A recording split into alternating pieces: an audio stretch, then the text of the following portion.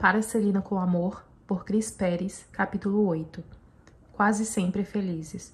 Cerca de um mês depois de nos casarmos, cheguei em casa uma noite e encontrei o apartamento escuro, exceto por algumas velas aqui e ali. Não havia música. A televisão estava desligada. E eu gritei, Celina? Perguntei preocupado. Eu me virei e a vi, sentada no sofá, na escuridão fria. Além disso, a mesa da sala de jantar estava posta para o jantar e algo na cozinha tinha um cheiro muito bom. Você fez isso pra mim? Perguntei pra ela. Para nós, ela respondeu. Qual é o problema? É o aniversário de alguém que eu não estou ciente? Eu brinquei. É para nós, e isso é tudo, ela me disse. Sentamos um em frente ao outro na mesa e Celina serviu o jantar. Mas nós realmente não comemos porque começamos a falar muito profundamente sobre os nossos sentimentos. Eu te amo, Christopher, disse Celina. Ela sempre dizia meu nome completo quando se tratava de assuntos sérios ou situações intensas. Cris, me prometa uma coisa. Nunca vamos deixar nada mudar entre nós, você me promete? Seu tom de voz era o mais solene que eu já tinha ouvido. Eu prometo a você, respondi e também disse a ela o quanto a amava. Não sei o que faria se te perdesse, confessei. Celina foi a primeira que me fez sentir algo tão profundo em relação a outra pessoa ou qualquer outra coisa. Eu sei que ela sentiu o mesmo por mim. De repente, ambos estávamos chorando em silêncio, lágrimas de felicidade que caíam lentamente porque tínhamos a grande sorte de nos encontrarmos e sabíamos que ficaríamos juntos para sempre. Depois rimos um pouco da situação, mas nós dois sabíamos que algo mágico havia acontecido. Não há muitas pessoas nesse mundo que sentem o que sentimos. Nosso amor era ainda mais profundo do que o vínculo matrimonial. Inicialmente, Celina havia alugado o apartamento em Corpus para usar como estudo de local de trabalho. A maior parte do espaço era ocupado por uma grande mesa na qual Celina fazia seus esboços e desenhava seus desenhos. Ela também fazia uns desenhos de roupa por lá. Aquela garota poderia fazer mais do que qualquer outra, com lantejoulas, strass e sutiã. A música era um negócio de Celina, mas a moda era sua verdadeira paixão. Ela ficou cada vez mais empolgada com a ideia de um dia abrir sua própria boutique. Não porque ela precisava do dinheiro, mas porque ela amava roupas em primeiro lugar e queria algo próprio em sua vida. E ela me disse, toda vez eu tenho que ir arrumar meu cabelo e fazer minha manicure e tenho que pagar. Brincou Celina, seria tudo para mim ter um espaço assim. Eu posso comprar minha própria boutique e meu próprio salão de beleza para poder fazer isso de graça sempre que eu quiser. Ao contrário do resto da família de Celina, que não ligava para a ideia de que um dia ela pudesse realizar seu desejo de abrir uma boutique de moda ou um salão de beleza, eu adorava sonhar e imaginar o que ela faria. Percebi o quanto a ideia era importante para ela. Eu entendi que Celina tinha uma necessidade imensa de ter um negócio criativo. Algo que não tinha nada a ver com sua família ou música também. O negócio de ser uma cantora cada vez mais popular estava começando a cansá-la. Normalmente, Celina era ativa, energética, sempre pronta para fazer o que fosse pedido para ela, para o bem da banda. Mas à medida que as coisas ficavam mais difíceis e ela experimentava mais pressão, às vezes ela chorava sem motivo aparente. Isso me preocupou porque eu não tinha ideia do quanto isso poderia acontecer e quantas vezes isso poderia afetá-la. A primeira vez que vi uma dessas explosões emocionais de Celina, fiquei apavorado, porque era uma evidência de seu grau de fragilidade e da grande pressão que ela suportou como vocalista de Los Dinos e como uma cantora alcançou o renome internacional. Também me assustou porque eu não sabia como ajudá-la. Foi cerca de um mês depois que nos casamos. Estávamos olhando nossos CDs na sala quando Celina encontrou Revenge, um dos nossos álbuns do Kiss. O que é isso? Ela me perguntou, pegando-a e gesticulando para a capa. Esse é o Kiss, eu disse para ela. Escute isso. Eu era um grande fã de Kiss desde criança. Então eu disse a ela, meu quarto de adolescente já foi coberto de pôsteres do Kiss, até incluindo o teto. Tentei fazê-la entender porque eu gostava tanto daquela banda. Mas era algo que ela não quis me ouvir. Era algo estranho para ela. Ela geralmente estava sempre aberta a ouvir qualquer tipo de música nova, independente do gênero. Eu não quero esse CD em casa. Ela me disse. É sério? Eu perguntei incrédulo. Sim, ela me respondeu. Você tem que se livrar dele. Mas por quê? Celina arremessou o CD o mais longe possível dela, como se fosse uma droga. É a capa. Ela me disse. Eu a odeio. É perverso. Ela fez uma careta enquanto olhava para a capa do álbum que tinha um fundo cinza e a palavra Kiss impressa em letras pretas, com a palavra Revenge, em uma cor que deveria parecer sangue. Podia não ser uma capa bonita, mas era impressionante. E não havia nada de horrível nela. Eu acho que você está errada, eu disse para ela. Por alguma razão, a conversa se transformou em alguma discussão bem acalorada, porque eu não podia acreditar que Celina pudesse ser tão irracional. E Celina estava mostrando, como sempre, sua teimosia, insistindo repentinamente que eu deveria me livrar da capa imediatamente, me livrar do disco. Finalmente eu disse a ela: tudo bem, já chega. Vou ficar com o álbum, mas vou tirar a capa e jogar fora. Você ficará satisfeita com isso? Nesse momento, Celina começou a chorar. Chorava e não parava de soluçar. Mas ela chorava tão alto que começou a tremer. Foi então que percebi que a nossa discussão não era apenas sobre um CD. Qual é o problema? Eu perguntei decentemente. Diga-me, Celina. Por favor, tente me falar. Então Celina tentou me falar, mas eu não entendi nada do que ela me disse. Ela estava chorando muito. Ela estava encostada na parede e descendo para o chão. O que está acontecendo? Eu não fazia ideia. Tudo o que eu conseguia pensar era em abraçá-la. Eu segurei ela contra mim por um longo tempo. Me perdoe, por favor, me desculpa. Porque eu estava arrependido, eu não sabia, mas continuei dizendo isso várias vezes até que ela se acalmou. Mais frequentemente do que eu gostaria, fui pego entre Celina e Abraham.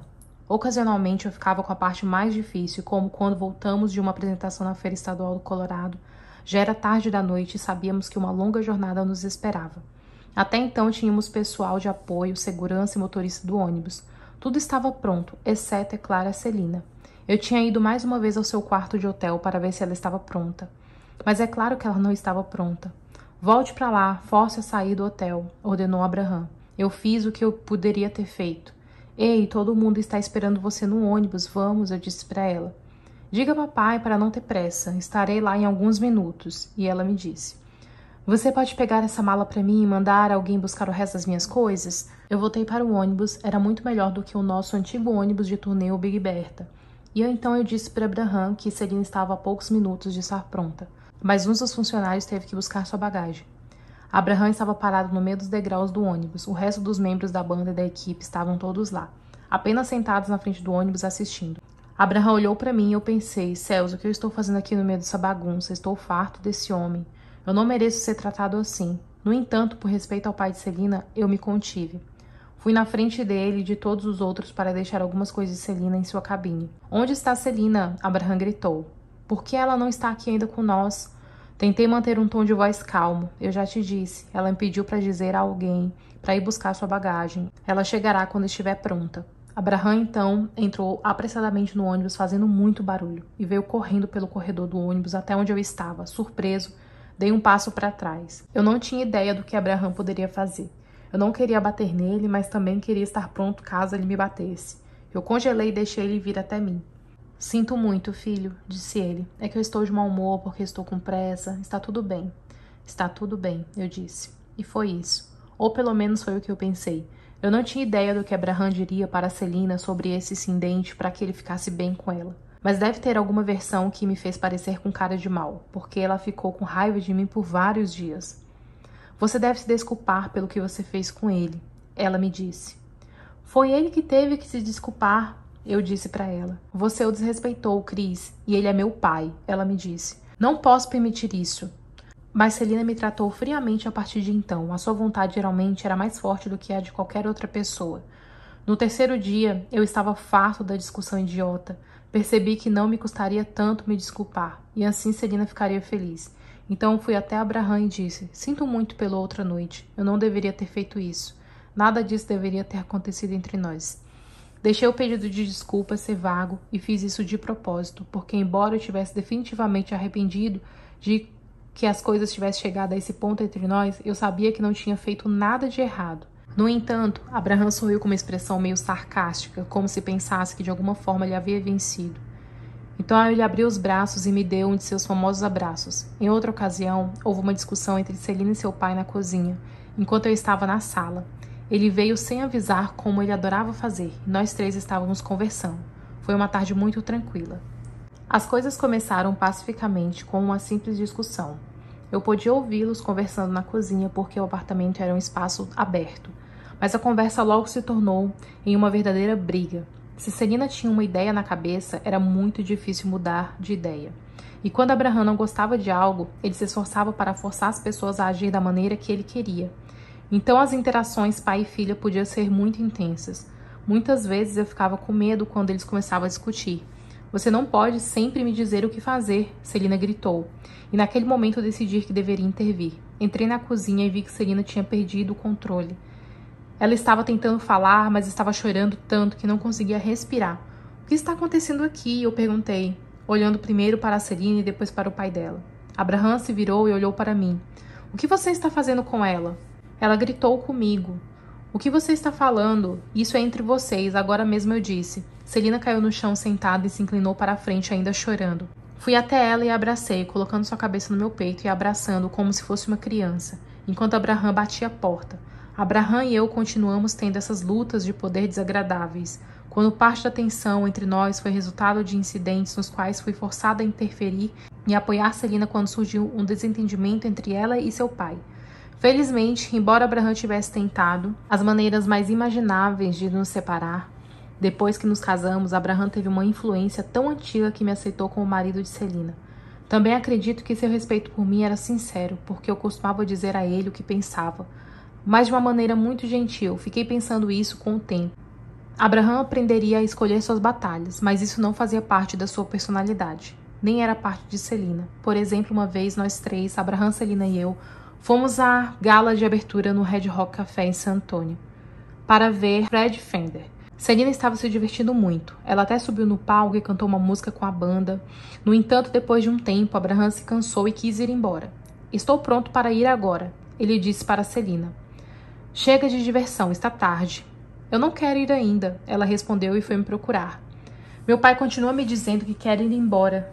Tudo bem para você se ficarmos um pouco mais? Sim, eu disse para ela, eu estou bem. Bem, então, ok, disse Celina e voltou para o palco. Em poucos minutos, Abraham me encontrou no meio da multidão e parou na minha frente, balançando o dedo para mim, como costumava fazer.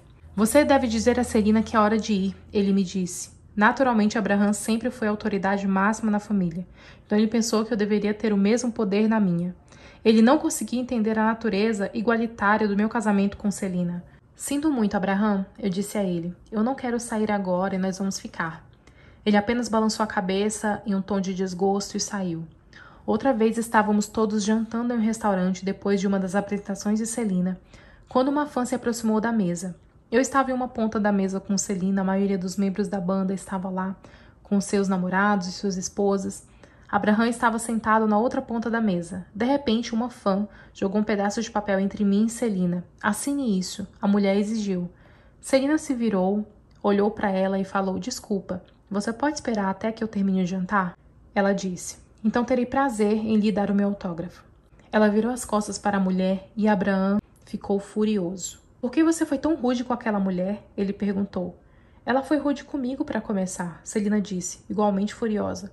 Como é que alguém pode vir até onde eu estou jantando e simplesmente jogar algo em mim e achar que isso é legal? A discussão entre eles ficou cada vez mais acalorada à medida que o jantar avançava e até continuou quando voltamos para o ônibus.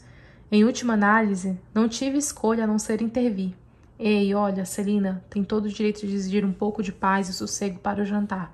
Como qualquer um de nós, tem que haver algum tipo de limite, porque senão vai acabar. Abraham aceitou naquele momento de uma forma que ele nunca teria feito se Celina tivesse dito a ele a mesma coisa. Apesar desses desentendimentos familiares, Celina e eu estávamos agora mais felizes do que nunca. Quando eu voltava para casa, muitas vezes encontrava Celina limpando ou cozinhando. Ela adorava interpretar seu novo papel como esposa. Além disso, ela fazia isso tão bem. Eu tinha até aprendido uma receita de tubarão de barbatana preta que imediatamente se tornou meu prato favorito. Ainda não sei que ingredientes ela usava para marinar o tubarão, mas foi o melhor que eu já provei. Sempre que estávamos em turnê, Celina e eu gostávamos da nossa vida. Alguns fins de semana íamos a San Antônio para visitar minha família e amigos. Celina se deu muito bem desde o início com os meus pais, com os meus avós, meus tios e tias. É possível que ela fosse mais extrovertida com minha família do que eu com a dela.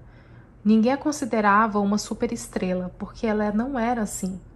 Celina tinha algo muito especial e era o que fazia as pessoas se sentirem tão à vontade, não importa o quão famosa ela fosse. Foi assim desde o dia em que a conheci e continuou igual até o dia em que ela morreu. Minha família viu Celina como uma jovem bem casada que adorava fazer um churrasco no quintal, chutar uma bola de futebol ou relaxar em um balanço de pneu pendurado em uma árvore. Depois ela vestia suas melhores roupas e nós íamos para um clube, onde ela subia no palco e onde todas essas pessoas corriam para chegar perto dela, sendo ela a mesma pessoa. Nunca deixou de nos surpreender como Celina poderia alternar entre esses dois mundos sem perder o ritmo. Celina também sabia festejar. Lembro-me de chegar uma vez na casa do meu primo Kenny, em San Antônio, e entrar com Celina no momento em que meus primos estavam fazendo coquetéis que pareciam suco de laranja cremoso. "O que é isso?" eu perguntei para eles. "Ah, você não quer esse tipo de bebida, é só para crianças grandes", Kenny me disse, levantando um copo para o alto. "Como se chama?" perguntou Celina. "Cão salgado", disse a esposa de Kenny. Celina e eu nos entreolhamos e começamos a rir. "Deixa eu tentar", eu disse. "Também quero experimentar", Celina insistiu. Depois de alguns cachorros salgados, Celina era a vida da festa, sentada na beira do sofá na casa de Kenny, contando piadas, com um balde na cabeça. Eu não sei o que ela estava fazendo, mas ela estava fazendo tantas palhaçadas e fazendo todo mundo rir.